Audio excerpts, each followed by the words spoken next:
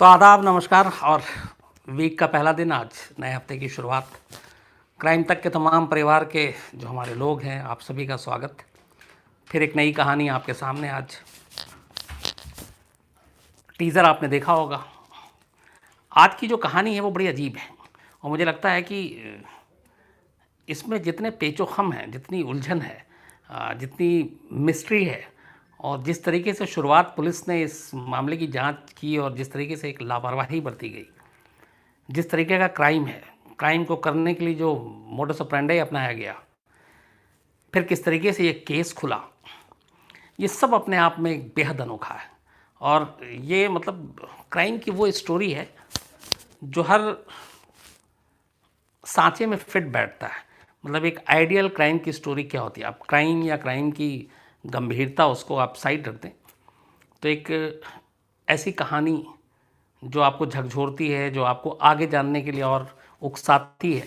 मुझे लगता है कि कुछ गिनी चुनी कहानियों में से ये एक कहानी है और मेरा दावा है कि आपको इसको सुनने के बाद अच्छा भी लगेगा। फिर मैं वही कह रहा हूँ कि क्राइम में अच्छा बोलना या हंसना मुस्कुराना बड़ा बेतुका सा लगता है, क्योंकि क्राइम में हमेशा दर्द होता है। लेकिन जिस तरीके की ये पूरी चीज़ हुई है, जैसे केस खुला, जैसे केस हुआ, तो वो थोड़ा सा आपको चौंकाएगा भी और आगे जानने के लिए और उत्सुकता पैदा करेगा। पता नहीं आप में से कितने लोगों को मालूम है ये कहानी, तो मैं आगे पीछे इस कहानी के बारे में ख़ास चीज़ें बताऊं, ऐसा कुछ नहीं करूंगा। आज सीधे कहानी शुरू करता हूं, क्योंकि इस कहानी की खासियत ये है कि इसको आप सीधे सुनेंगे शुरू से आखिर तक, तो फिर आप इसको समझ भी पाएंगे और आपकी क्यूरियोसिटी भी इसमें बनी रहेगी। कहानी कर्नाटक की है और ख़ासतौर पे साउथ कर्नाटक के 5 शहर, जिसमें हसन है, मैंगलोर है, बेंगलोर है और 2-3 सिटी, और उन 5 शहर के करीब 6 डिस्ट्रिक्ट 2003 से 2009 के बीच, यानी 6 साल। होता क्या है कि इन 5 शहर के अलग अलग इन 6 ज़िलों में जो स्टेट राज्य का जो बस स्टॉप होता है, या जिसको हम लोग बस अड्डा भी कहते हैं, बस स्टॉप नहीं बल्कि बस अड्डा, बस अड्डे के लेडीज़ वॉशरूम में लाशें मिलने का एक सिलसिला शुरू होता है। हर बस अड्डे के वॉशरूम में एक महिला की लाश मिलती है। एक पहली लाश मिलती है 2003 में। वॉशरूम का दरवाज़ा अंदर से बंद था, तो अब लोग बाकी जो बाहर खड़े हुए थे अंदर जाने के लिए, बहुत देर तक दरवाज़ा नहीं खुलता तो वो आवाज़ करते हैं। फिर लोग आते हैं, बस अड्डे के एम्प्लॉय आते हैं, दरवाज़ा तोड़ा जाता है। जब दरवाज़ा तोड़ा जाता है तो देखते हैं कि अंदर एक महिला की लाश पड़ी है। और ख़ास बात ये थी कि वो महिला बिल्कुल दुल्हन के लिबास में, शादी का जोड़ा पहने हुई है और वो लगभग अंदर बेहोश पड़ी हुई है। उसके बाद पुलिस को बुलाया जाता है, पुलिस हॉस्पिटल ले जाती है तो पता चलता है वो तो मर चुकी है। पोस्टमार्टम होता है तो पता चलता है कि उसने पॉइज़न खाया। आसपास में लोगों से पूछा जाता है, कोई आइडेंटिफाई नहीं कर पाता, उसकी पहचान होती नहीं है। फिर पुलिस अंतिम संस्कार कर देती है। अब उसमें सिर्फ एक चीज़ थी कि दुल्हन के जोड़े में थी, वो दुल्हन के लिबास में थी, लेकिन दूसरी चौंकाने वाली चीज़ ये थी कि सारे कपड़े तो थे उसके बदन पर, लेकिन जेवर एक भी नहीं था, कोई भी। तो ये अजीब था कि एक दुल्हन के लिबास में और जेवर गायब, जबकि दुल्हन आमतौर पर जेवर पहनती है। खैर, थोड़ा दिन गुजरता है, एक दूसरे ज़िले के एक दूसरे बस अड्डे के एक दूसरे वॉशरूम से सेम एक महिला की लाश मिलती है। दरवाज़ा तोड़ा जाता है, पुलिस अंदर जाती है, वो भी पूरे दुल्हन के जोड़े में, पर बदन पे जेवर एक भी नहीं। कुछ वक्त गुजरता है, फिर तीसरे ज़िले के एक तीसरे बस अड्डे पे सेम यही कहानी। लेडीज़ बाथरूम में एक महिला की लाश मिलती है, वो भी दुल्हन के जोड़े में। फिर चौथी, पाँचवीं, छठी, सातवीं, आठवीं, नवीं, 10वीं, करते करते 2003 से 4, 5, 6, 7, 8, 9, 6 साल गुजरते हैं। इन 6 सालों में साउथ कर्नाटका के 5 शहरों के 6 ज़िलों के बस अड्डे से करीब 20 लाशें मिलती हैं और 20 की 20 लाशें महिलाओं की, और सबकी उम्र करीब 20 से 30 साल के दरमियान, और सभी दुल्हन के लिबास में, पर किसी के भी बदन पे एक भी जेवर नहीं।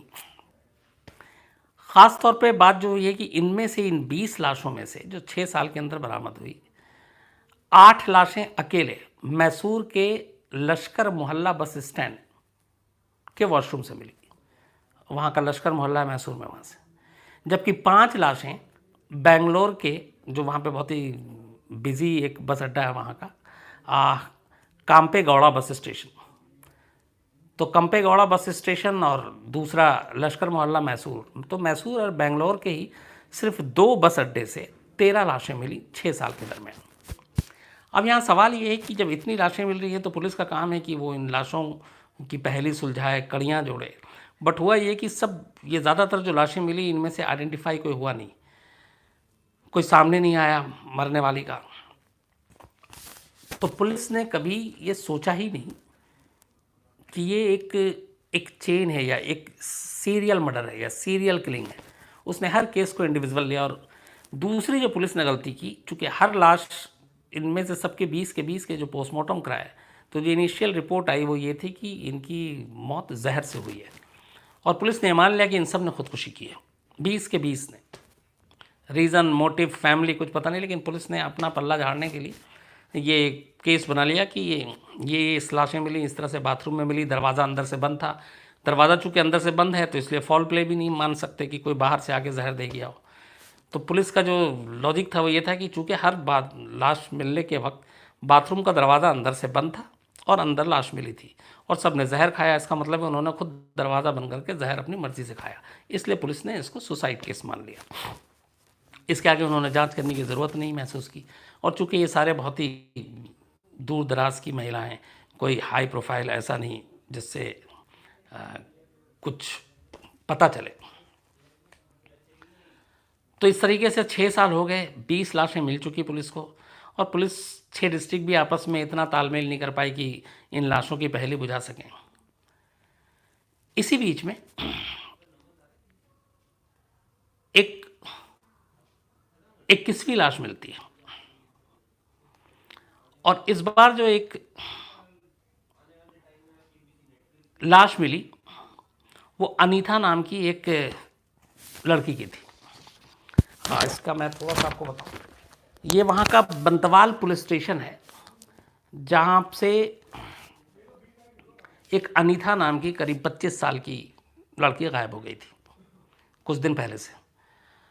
और अनीता की लाश भी वहीं एक बस अड्डे पे जैसे बाकी की लाशें मिली, अनीता की लाश वैसी मिलती है।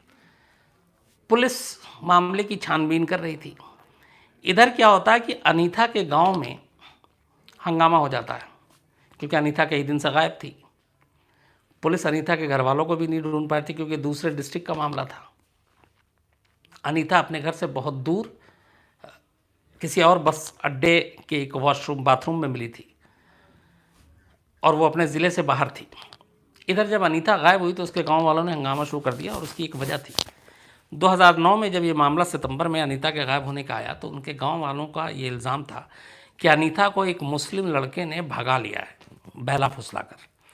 और ये जो लव जिहाद अभी आजकल इंडिया में चल रहा है, आप सुन रहे होंगे कि 2 धर्मों के बीच लड़का लड़की जो प्यार करते हैं या शादी कर लेते हैं लव जिहाद का नाम देकर, जो हो रहा है, तो ये उसकी उस वक्त शुरुआत थी। तो उस गांव में ये हुआ कि अनीता के फैमिली और गांव वालों ने इल्ज़ाम लगाया कि यहीं का एक मुस्लिम लड़का है, वो अनीता को लेकर भगा के ले गया है और अगर अनीता को वापस नहीं लाया गया तो उन्होंने विरोध प्रदर्शन से शुरू किया। इस साथ में ये धमकी दी कि वो पुलिस स्टेशन में आग लगा देंगे। अब डेली 2-3 दिन तक धरना प्रदर्शन वहाँ होता रहा गाँव में। पुलिस दबाव में आ गई, उनको लगा कि ये तो बात बढ़ रही है और मामला यहाँ लव जिहाद का आ गया। तो मजबूरी में फिर ऊपर तक बात गई, नेताओं तक बात गई।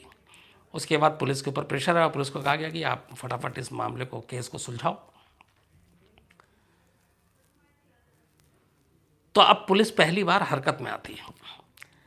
इसी बीच जब पुलिस अभी जांच ही कर रही थी कि अनीता की लाश बंथवाल पुलिस स्टेशन के एक तहत पड़ने वाला वो जो बस अड्डा था वहाँ के वॉशरूम से मिली। पुलिस ने जब अपनी जांच पहली बार सीरियसली की तो बाकी आस पड़ोस के डिस्ट्रिक्ट में भी पता क्या कि भैया ये एक अनीता नाम की लड़की है, ये तस्वीर है, ये गायब है, आपके यहाँ कोई खबर मिसिंग, कोई अनआइडेंटिफाई लाश मिली हो। इस जानकारी के चलते अचानक एक पुलिस स्टेशन से पता चल गया कि हाँ भाई अनीता ऐसे से एक बस स्टॉप थी और उसकी लाश मिली है और उसने जहर खा लिया और सुसाइड किया है और शादी के जोड़े में थी। तो अब यहाँ पे अब भी गांव में ये था कि वो एक मुस्लिम लड़का भगा कर ले गया, उसने उसको धोखा दिया, शादी की, तो ये सारी चीज़ें थी। अब ये था कि मामला कहीं तनाव और दो कम्युनिटी के बीच कुछ और ना हो जाए, टेंशन ना हो जाए। तो अब पुलिस ने और ज़्यादा तेज़ी से जांच शुरू की। तो जब जांच शुरू की पुलिस ने तो अनीता का सबसे पहले मोबाइल नंबर को ट्रेस किया और उस मोबाइल नंबर के कॉल डिटेल खंगाले। जब कॉल डिटेल खंगाले तो पता चला कि अनीता के गायब होने से कुछ दिन पहले अनीता डेली रात को सबसे लंबी लंबी बात करती थी फ़ोन पे और वो नंबर 1 था। पुलिस ने अनीता के मोबाइल से उस नंबर को ट्रेस किया। वो नंबर एक महिला का निकला जिससे लंबी लंबी अनीता बात करती थी। पुलिस उस नंबर तक पहुंची, उसके घर तक पहुंची तो पता चला कि जिस महिला का ये मोबाइल नंबर था उस महिला को गायब हुए 1 साल हो गया और वो महिला अभी तक नहीं मिली। अब यहाँ पुलिस को लगा ये एक इत्तेफाक हो सकता है, कहीं चली गई हो क्या है। खैर पुलिस ने अब उस महिला के कॉल डिटेल को खंगाला जो दूसरी जिस पे अनीता बात करती थी, जो 1 साल से गायब थी। तो जब उसके कॉल डिटेल को खंगाले गए तो उसमें से कुछ नंबर को निकाला गया जिसमें फिर रात को लंबी लंबी सबसे ज़्यादा जो बात होती थी, सबसे लंबा ड्यूरेशन था। तो पता चला कि वो एक तीसरी महिला का है जो एक बराबर के डिस्ट्रिक्ट में रहती है। पुलिस वहाँ पहुँची, पता चला वो महिला 2 साल से गायब है। अब पुलिस के लिए अजीब उलझन। खैर उस तीसरी महिला के फिर उस कॉल डिटेल को निकाला गया, उसको खंगाला गया। फिर पता चला कि जो सबसे ज़्यादा लंबी लंबी बात करती थी वो फ़ोन चौथी भी एक महिला की है। पुलिस ने उस चौथी महिला तक पहुंचने की कोशिश की तो पता चला कि वो भी गायब है और लंबे वक्त से गायब है। इस तरह फिर उस महिला के ज़रिए 5वीं महिला कॉल को निकाला गया, पता चला वो भी महिला का नंबर और वो भी गायब है। अब पुलिस को लगा कि ये हो ना हो ये जिस्म फरोशी के धंधे या रैकेट का मामला है, क्योंकि सारे फ़ोन एक दूसरे से जो कनेक्ट हो रहे हैं वो महिलाओं के निकल रहे हैं, वो सारी महिलाएं गायब हैं। तो या तो उन्हें बेच दी गई, ख़रीद ली गई, या कहीं और भेज दिया गया, गल्फ़ भेज दिया गया। पुलिस इस उधेड़-बुन में थी। इस बीच में कॉल डिटेल को खंगालने का और उस पर जांच का काम जारी था। 5वें, 6ठे, 8वें, 9वें, 10वें करते करते पुलिस करीब 18-19 कॉल तक पहुंच गई और सब की सब महिलाओं के नंबर। 19वें कॉल पे जब पुलिस ने कॉल डिटेल निकाला तो एक नंबर मिला और इस बार पहली बार, अच्छा वो सारे मोबाइल बंद थे जो पहले के थे सब। 19वां जो नंबर था, 19वीं महिला का जो निकला था, एक कड़ी जुड़ती गई। वो पुलिस ने कॉल जब उसको लगाया सर्विलांस पे तो पता चला वो फ़ोन एक्टिव है। पुलिस ने बातचीत का लोकेशन देखा तो वो मैंगलोर के पास एक गांव है, वहाँ का लोकेशन निकला। पुलिस उस गांव तक पहुँची जहाँ का लोकेशन दिखा रहा था। जब वहाँ पुलिस गई तो देखा कि एक 13-14 साल का बच्चा वो फ़ोन इस्तेमाल कर रहा है। पुलिस ने उस बच्चे को पकड़ा और उसका बोला कि ये फ़ोन तुम्हारे पास कैसे? तो उसने कहा कि ये मुझे मेरे चाचा ने दिया। तो उसने कहा तुम्हारे चाचा का नाम क्या है? तो उसने कहा मोहन कुमार। तब पुलिस को पहली बार मोहन कुमार का नाम सुनाई देता है। फिर पूछा जाता मोहन कुमार कहाँ है, तो पता चला वो तो घर पे है नहीं। इस बीच अब बच्चे से और उस मोबाइल के ज़रिए मोहन कुमार का एक नंबर मिलता है। जब उसको सर्विलांस पे लगाया जाता है तो पता चलता है कि मोहन कुमार अब डेली रात को एक और महिला है वहीं हसन इलाके में उससे रात रात को बात करता है। उस महिला का लोकेशन पता चला, पुलिस की एक टीम उस महिला तक जाती है। उस महिला से पूछती है कि आप इसको जानते हो? तो कहती नहीं, मैं मोहन कुमार नाम के किसी आदमी को नहीं जानती। कहती पर ये तो आप जिस नंबर पे बात कर रही है मोहन कुमार है। उसने कहा नहीं, उसने अपना नाम कुछ और बताया।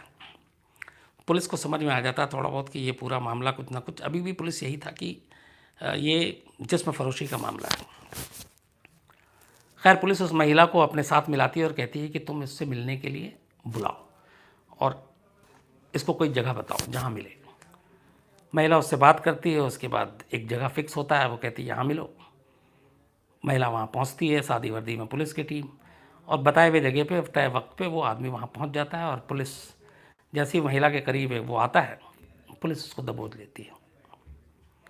उसके बाद वो उसे पुलिस कस्टडी में ले जाती है। पुलिस हिरासत में ले जाकर उससे पूछताछ की जाती है। वो अपना नाम बताता है, प्रोफेसर मोहन कुमार।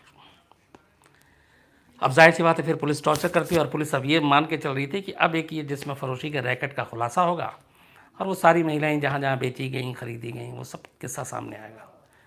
पुलिस के तब होश उड़ जाते हैं जब टॉर्चर के बाद पहली बार प्रोफेसर मोहन कुमार अपना मुंह खोलता है। वो बताता है कि उसने कुल 32 महिलाओं की जान ली है और 32 महिलाओं को मारा है। अब पुलिस के लिए यह खुलासा दंग करने वाला, क्योंकि पुलिस अभी तक एक अनीता का केस सॉल्व करने के लिए निकली थी, जिसमें फरोशी के रैकेट का भंडाफोड़ करने की सोच रही थी, और यहाँ अचानक कर्नाटक क्या शायद साउथ इंडिया का सबसे बड़ा सीरियल किलर उसके सामने बैठा हुआ था, मोहन कुमार। और वो बताता है कि उसने 32 महिलाओं की जान ली। इसके बाद वो अपना कहानी बताना शुरू करता है पुलिस को, और उसकी पूरी कहानी जो थी, मैंगलोर के पास एक गांव के सरकारी स्कूल में, प्राइमरी स्कूल में मोहन कुमार साइंस पढ़ाया करता था, इंग्लिश पढ़ाया करता था और मैथ पढ़ाया करता था, चूँकि उस वहाँ पे स्कूल में एक साथ एक टीचर का ही सिलेबस पढ़ाते हैं। इसकी ऑलरेडी एक शादी हो चुकी थी। इसके बाद एक दिन ये एक महिला के ऊपर इसकी नज़र पड़ती है। वो उसको अपने चंगुल में फांसने की कोशिश करता है। महिला विरोध करती है, और वो गांव में आसपास में दूर दूर तक कोई था नहीं। तो एक नहर के ऊपर से गुजर रहा था। जब महिला इसकी बात नहीं मानती तो ये महिला को ऊपर से धक्का दे देता है पुल से। महिला नहर में जा गिरती है। ये समझता है वो मर गई, ये वापस चला जाता है, लेकिन महिला बच जाती है। उसके बाद वो पुलिस में रिपोर्ट लिखाती है। पुलिस मोहन कुमार तक पहुंचती है, उसे गिरफ्तार कर लेती है और अटेम्प्ट टू मर्डर के इल्ज़ाम में उसे जेल भेज देती है। लेकिन कुछ महीने के बाद ही मोहन कुमार इस केस से बरी हो जाता, क्योंकि सबूत नहीं थे। लेकिन उसकी गिरफ्तारी के फ़ौरन बाद उसकी स्कूल से टीचर की नौकरी चली जाती है, उसको बर्खास्त कर दिया जाता है। अब वो उसके बाद जेल से बाहर आता है, बेरोज़गार। उसका एक दोस्त भी नहीं कहेंगे, एक जानने वाला था, एक सोनार के यहाँ काम करने वाला सलीम नाम का शख्स। सलीम का काम ये था कि जो जेवर, सोने के जेवर होते थे, उसकी पॉलिशिंग किया करता था, और उसकी पॉलिशिंग के लिए केमिकल तमाम तरह के यूज़ होते हैं, और एक साइनाइड भी यूज़ होता है। तो उसे सलीम से एक दिन पता चला, जब वो साफ़ कर रहा था, कि ये साइनाइड है, ये दुनिया के सबसे ख़तरनाक जहर में से एक जहर है। अगर इसे इंसान को दे दिया जाए तो कुछ ही मिनट के अंदर वो मर जाता है। बट ये हर एक को नहीं मिलता। इसके लिए केमिकल के शॉप से आपको तभी मिलता है जब आप इसकी ज़रूरत शो करते हैं या वो आपको जानता है। तो ये सिर्फ सोनार और जेवर के जो दुकानदार हैं उन लोगों को मिलता है। ये इससे उसने पूरी साइंस की जानकारी मिल गई। इसके बाद ये केमिस्ट के पास खुद को अपना सोनार उसी दुकान का बताता है कि मैं वहाँ से आया हूँ, और ये साइनाइड खरीदता है। और ख़रीदने के बाद अब ये निकलता है मिशन पे। इस दौरान ये बेरोज़गारी और सारी चीज़ें हो चुकी थी। इसने पहली बीवी को तलाक दे दिया, फिर दूसरी शादी कर ली, और फिर दूसरी के अलावा एक तीसरी शादी कर ली। तीसरी बीवी का नाम इसकी श्रीदेवी था, और तीसरी बीवी से ये ज़्यादा प्यार करता था। इसके बाद इसने, बेरोज़गारी आ गई थी, अब इसने कहा कि क्या करें, तो इसने एक नया तरीका ईजाद किया।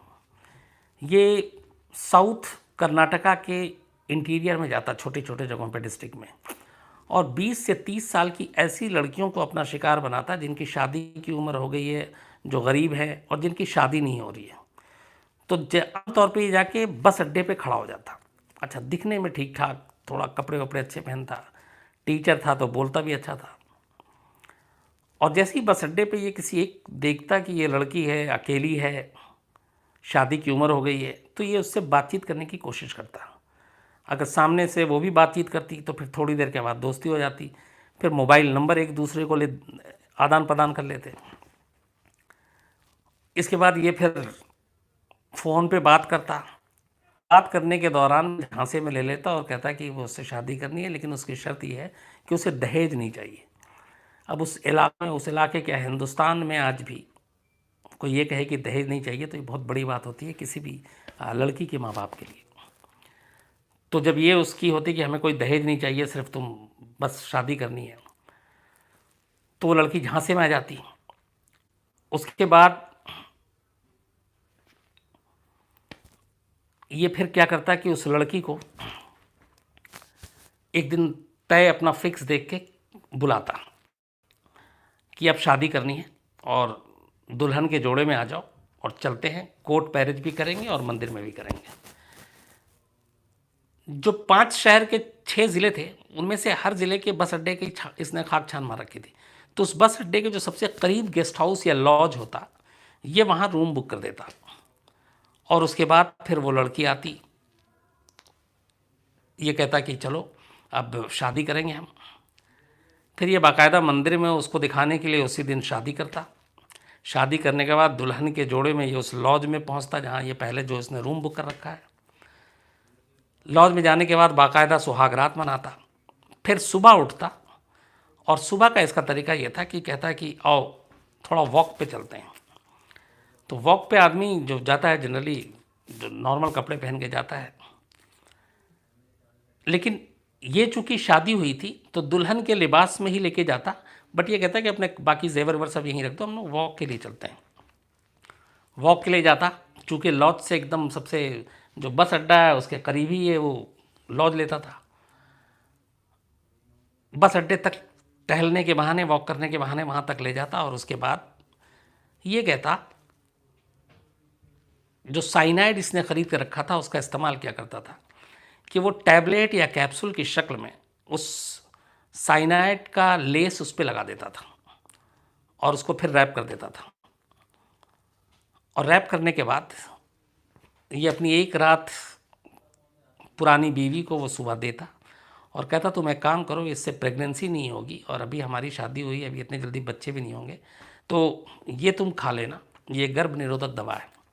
लेकिन इसको खाने से कई बार चक्कर वक्कर भी आता है, थोड़ी सी तबीयत वो होती है या उल्टी भी आ सकती है, तो तुम इसको बाथरूम या वॉशरूम में खाना।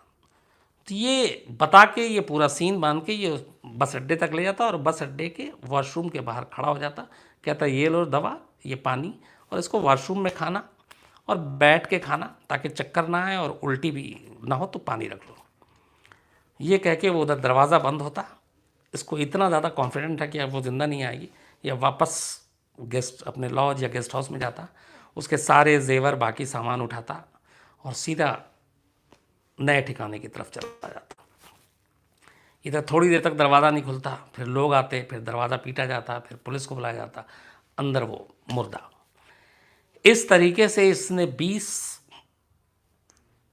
लड़कियों के जो जिनकी उम्र 20 से 30 साल की थी, एक एक कर अलग अलग ज़िले में अलग अलग। अच्छा, एक लॉज का इसने कभी दोबारा इस्तेमाल नहीं किया। इसने हर बार अपना नाम बदला, ये हमेशा अपने आप को सरकारी मुलाजिम बताता था, विजिटिंग कार्ड रखता था। लेकिन एक चीज़ जो गलती करता था वो हमेशा वो एक था कि ये नाम अलग अलग बता के तो गेस्ट हाउस में या लॉज में रहता था, लेकिन पता हमेशा एक बताता था। पता में कभी इसने दोबारा हेर फेर नहीं किया। उसके बावजूद कभी पुलिस इन कड़ियों को जोड़ नहीं पाई और उस तक पहुंच नहीं पाई, यह हैरत की बात है। खैर, इस तरीके से ये सारी चीज़ करता और उसके बाद जो लूट के जो जो जेब उन औरतों के वो सारे होते, ये उसको ले वापस मैंगलोर आता और गोल्ड जो लोन होते हैं, जो आप सोना गिरवी रख के पैसे लेते हैं, तो ये सारे गिरवी रख देता और उसके बदले में ये उनसे पैसे लेता और अपना खर्च चलाता। इस तरीके से इसने कुल 20, जो हालांकि इसने 32 मानी। हाँ, आपको ये बताऊं कि इसने कहा मैंने 32 लड़कियों को मारा है इस तरीके से, लेकिन पुलिस को प्रूफ जो मिला, उसने कहानी सुनाई उन 20 लड़कियों की फैमिली, और ये तो इस्टेब्लिश हो गया कि हाँ ये 20 गायब हैं, और जो बताया जब तब से गायब हैं और वो कभी लौट के नहीं आई। वो सिर्फ जिस पुलिस स्टेशन में वो लावारिस लाश मिली वहाँ से भी कंफर्मेशन मिल गया क्योंकि उनके फोटोग्राफ्स रखे गए थे। लेकिन 12 लड़कियों के डिटेल जिसने बताए थे वो मैच नहीं किए। तो कातिल कह रहा था कि मैंने 32 किए हैं, लेकिन पुलिस के पास 20 के ही सबूत मिले और उसी 20 को लेके फिर मुकदमा चलना शुरू हुआ। लेकिन जैसे ही अदालत तो ये साफ मुकर गया, उसने कहा कि मैंने एक भी कत्ल नहीं किया। तो उसने कहा लेकिन ये जो 20 मिली हैं इसका क्या? तो उसने बोला मैंने उनमें से किसी को नहीं मारा, वो सब मुझसे शादी करना चाहती थी, मुझसे प्यार थी और मैंने शादी करने से मना कर दिया क्योंकि मैं शादीशुदा हूँ। तो इस गम में उन सब लोगों ने सुसाइड कर लिया और साइनाइड खा लिया। ये उसने कहानी पुलिस को सुनाई। उसने बोला ये क्या इत्तेफाक है कि सभी दुल्हन के जोड़े में सभी उससे पहले तुम्हारे साथ लॉज में। तो अब यहाँ पे उसने जो पुलिस की कमियां उजागर की। यहाँ एक बात और ख़ास बताऊँ आपको कि जब मुकदमा चलना शुरू हुआ तो इससे कहा गया कि तुम्हारा सरकारी वकील मिलेगा। तो इसने कहा नहीं, मुझे सरकारी वकील पे भरोसा नहीं है, मैं अपनी पैरवी खुद करूँगा क्योंकि सरकारी वकील मुझे मरवा देगा। और इसने खुद अपना केस लड़ना शुरू किया। इसने वकील लेने से मना कर दिया और ये बाकायदा अपने केस को स्टडी करता, जेल में पढ़ता। मैंगलोर के पास जेल है, वहाँ ये रह रहा है। इसने जो पॉइंट उठाए, और वो पुलिस की कोताही भी है, कि जो 20 लाशें मिली थी बस अड्डे के वॉशरूम से, उन 20 के 20 के पुलिस ने पोस्टमार्टम कराए। सबकी रिपोर्ट आई कि मौत जहर से हुई है। लेकिन 2 को छोड़ के 18 के पुलिस ने विसरा रिपोर्ट ही नहीं भेजे, जिससे इस्टेब्लिश हो सके कि कौन सा जहर दिया गया है। और वो विसरा रिपोर्ट के बिना मुमकिन नहीं है। और जबकि बाकी सबका अंतिम संस्कार हो गया तो आगे चल के वो हो भी नहीं सकता था। सिर्फ जो 2 के इन्होंने विसरा फॉरेंसिक जो जाँच हुई, उन 2 में साइनाइड निकला। तो इसने कहा कि जब ये आया कि आपने 20 के 20 को साइनाइड दिया, तो उसने कहा नहीं, आपके पास तो फॉरेंसिक रिपोर्ट है, इसमें से सिर्फ 2 के बारे में साइनाइड का जिक्र है, 18 के बारे में तो है ही नहीं। सिर्फ जहर है, लेकिन कौन सा जहर, क्या जहर है, फॉरेंसिक जांच नहीं हुई, विसरा रिपोर्ट गया नहीं। तो ये केस अजीब इसके साथ था। लेकिन खैर, इसकी तमाम इन दलीलों को दरकिनार करते हुए 2013 में मैंगलोर की निजी जो सेशन कोर्ट है, उसने 3 मामले में इसको फांसी की सज़ा दी और बाकी मामले में उम्र कैद की दी। बाकी के सारे अभी केस चल रहे हैं एक एक करके। पर जिन मामलों में इसको सजाए मौत दी गई थी, 2017 में हाई कोर्ट ने उस फांसी की सज़ा को उम्र कैद में तब्दील कर दिया। लेकिन अभी ये शुरुआत है, अभी सिर्फ 5-7 ही मुकदमे के फैसले आए हैं, जबकि एक एक कर इसके ऊपर 20 कत्ल के मामले हैं और अदालत ने 20 के 20 मामले को अलग अलग चलाने का फैसला किया है। तो 5 से 7 मामलों में फैसला आ चुका है, जिसमें कुछ में फांसी हुई थी जिसको उम्र कैद में तब्दील कर दिया गया, लेकिन बाकी सब में इसको उम्र कैद ही है। बाकी के अभी फैसले आने बाकी हैं और वो फैसला जब आएगा तब देखेंगे। लेकिन हालांकि 2009 में ये अरेस्ट हुआ था और ये 18 है, तो 9 साल हो गए, अभी मामला सुप्रीम कोर्ट तक भी नहीं गया है। और इसमें लूपहोल्स भी बहुत हैं जिसका, इसलिए वो खुद केस लड़ा है। जैसे उसने कहा कि विसरा रिपोर्ट या फॉरेंसिक आपने जांच क्यों नहीं कराई। एक जगह चार्जशीट में लिखा गया कि इसने सारे जो पैसे, जो जेवर चुराए, वो उसके बदले लोन लिए, इसने गिरवी रख दिया, जो गोल्ड लोन देते हैं।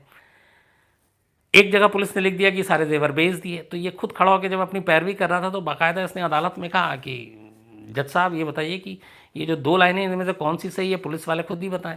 एक जगह कह रहे हैं कि जेवर बेच दिया, एक जगह कह रहे हैं कि गिरवी रख के पैसे लेता हूँ, तो अब आप बताओ। तो पुलिस वालों के भी पसीने छूटे, क्योंकि गलती तो है, आप 2 थ्योरी नहीं बता सकते हैं।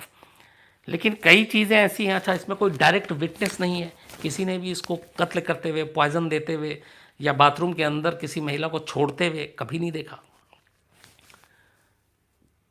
लेकिन कुछ चीज़ें इसके खिलाफ गई। जैसे एक ईश्वर भट्ट, ये बंतवाल में ही एक दुर्गा परमेश्वरी मंदिर है, उसके पुजारी हैं। इनकी गवाही बड़ी इंपॉर्टेंट थी। इन्होंने ये कहा था कि जब ये अनीता के कत्ल के बाद, क्योंकि वो डेट मैच कर गया था कि किस तारीख को, उसके नेक्स्ट डे ये साइनाइड मोहन या मोहन कुमार कहिए, ये इस मंदिर में पहुंचा और ईश्वर भट्ट पुजारी से मिला और उनसे जाके ये बोला उसने कि पुजारी जी, अगर किसी महिला का कत्ल कर दिया जाए तो उस कत्ल के बाद उस हत्या के पाप से बचने के लिए क्या कोई पूजा, कोई स्पेशल पूजा, इस तरह की कोई चीज़ होती है? क्योंकि प्रायश्चित करना चाहते हैं। तो पंडित जी को, ईश्वर भट्ट को अजीब लगा कि ये कौन सा शख्स जो आके कह रहा है कि किसी महिला के कत्ल के बाद उस पाप को धोने के लिए कोई स्पेशल पूजा होती है। तो पहले उन्हें लगा कि ये ऐसे ही पूछ रहा है, लेकिन जब उन्होंने बताया कि हाँ होती है, उस पूजा का नाम है कुमकुम अर्चना पूजा, तो बाकायदा इस मोहन कुमार ने ईश्वर भट्ट पंडित से इसी दुर्गा परमेश्वरी मंदिर में, जो बंतवाल एरिया में है, कुमकुम अर्चना पूजा करवाई और उसके बाद वहाँ से गया। तो जब ये चीज़ें खुली, उसके बाद मीडिया में हाईलाइट हुई, तो फिर ईश्वर भट्ट ने ये बात बताई। तो फिर जो पुलिस है उसने उनको गवाह बनाया और कोर्ट में ले गई और कोर्ट में बाकायदा उन्होंने गवाही दी। तो ये एक बड़ा इम्पोर्टेंट एक उसके खिलाफ गवाही है। लेकिन कमाल ये है कि इसमें कई चीज़ें, जब मैंने आपको इसलिए शुरू में कहा था कि सिर्फ कहानी बताऊंगा, बाकी इसमें सारी चीज़ें कि कैसे एक फ़ोन के बाद एक एक कर 18-19 फ़ोन का सिलसिला मिलता है, कैसे एक एक कर दुल्हन के लिबास में बस अड्डे के लेडीज़ वॉशरूम से एक एक करके लाशें मिलती हैं, और पुलिस इतने बड़े तादाद में इतनी लाशें मिली और एक ही तरीके से, और फिर भी कभी सोच नहीं पाई कि ये सीरियल किलिंग हो सकती है। कैसे पुलिस इसको एक जिसमें फरोशी का धंधा ही मान के चल रही थी और सीरियल किलिंग का मामला निकला, और कैसे एक शख्स एक रात की सिर्फ दुल्हन बनाता था और उसको लूट लेता था और सीधे साइनाइड दे देता था। इसीलिए मोहन कुमार के नाम की जगह इसको साइनाइड कुमार के नाम से ये कर्नाटका में आज भी उतना ही कुख्यात है और लोग इसकी कहानी सुन के डरते हैं। लेकिन ये आज भी अपने आप को बेकसूर बताता है और कहता है कि मैंने कोई कत्ल की नहीं किया, बल्कि उन सब ने खुदकुशी की है, इसलिए कि वो सब मुझसे प्यार करती थी और मुझसे शादी करना चाहती थी और मैं उनसे शादी नहीं कर सकता था। तो ये थी साइनाइड कुमार की कहानी जो मैंने आपको सुनाई। इसके बारे में भी मैं हमेशा की तरह